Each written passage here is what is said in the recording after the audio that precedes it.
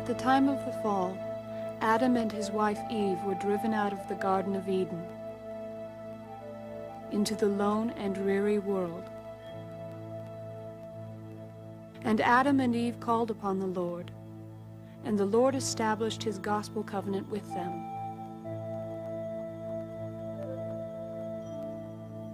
Then our first parents taught the Lord's covenants to their children. From the beginning, Adam and Eve established the Lord's covenant family on the earth, and Adam was the first patriarch. After Abel's death, Seth became Adam's birthright son and also the second patriarch in the covenant family. 4 generations after Seth, Enoch was born. He was the 7th patriarch in the covenant line. And Enoch and his righteous city of Zion kept their covenant so perfectly they were taken up into heaven. Noah followed Enoch 2 generations later, and was another great prophet and patriarch in the Lord's covenant line. At the time of the flood, Noah, his wife, 3 of his sons and their wives escaped the flood in the ark. Sometime after the flood, men who knew not the Lord nor his covenants began to build the Tower of Babel. The Lord confounded their language. About 400 years after the flood, Abraham was born. He was very righteous and desired all the covenant blessings of the fathers. Because of his righteousness and faithfulness, Abraham was blessed to be the father of the Lord's covenant people from his time forward. The Lord promised Abraham's son, Isaac, all of the covenant blessings given to Abraham. And Isaac was the father of twin sons, Jacob and Esau. Jacob became the birthright son when his brother Esau proved unworthy.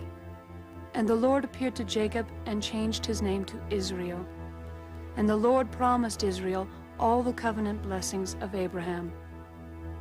And Jacob, or Israel, was the father of 12 sons. These 12 sons and their descendants are known as the house of Israel, or children of Israel. One of Israel's sons, Joseph, was sold into slavery in Egypt. But eventually Pharaoh appointed Joseph governor of all the land. When a great famine occurred, Joseph saved Israel and his entire family by inviting them to come and live in Egypt. Joseph became Israel's birthright son when Reuben, the firstborn, proved unworthy. Joseph was given a double portion as his inheritance, which was passed to his sons, Ephraim and Manasseh. Shortly before his death, Israel laid his hands upon Ephraim and Manasseh and blessed them with an inheritance equal to the other tribes.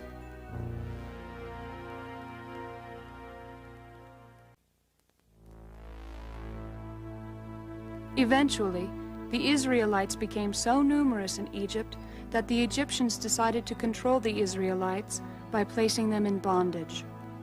The Lord preserved Moses from the tribe of Levi to lead the children of Israel out of Egypt and back into the promised land. After wandering 40 years in the wilderness, Moses called all Israel together and reminded them of their covenant relationship with the Lord, and explained again how they must live in order to keep the covenant. Joshua, from the tribe of Ephraim, then succeeded Moses as the leader of the children of Israel.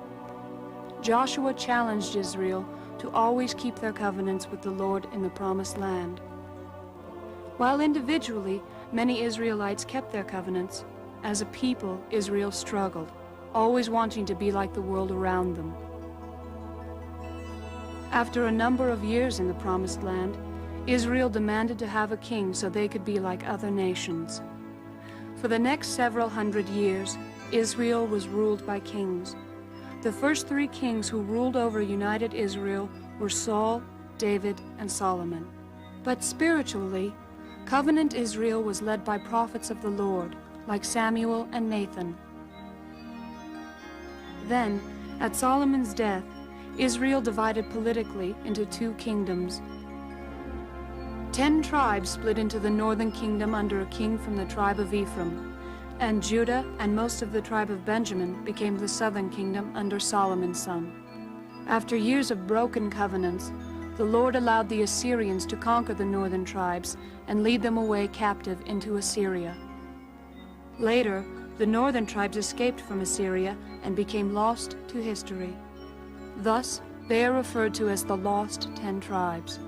Because Judah failed to keep their covenants, the Babylonians conquered Judah and led many of the inhabitants into captivity. After a number of years in Babylon, some of the captives began to return to Jerusalem. They rebuilt the temple and the city. Centuries passed. When Christ came, those who joined the church became the people of the covenant. Then, several years after the death and resurrection of the Savior, Roman armies destroyed Jerusalem and the temple and killed or scattered the inhabitants. The covenant blessings promised to Adam, Enoch, Noah, and Abraham are once again available in our day. But what about the house of Israel? In former days, for various reasons, the descendants of Israel were scattered from the small country across the globe. But part of the Lord's covenant promise to Israel was that he would not forget them, but he would gather Israel again in the latter days.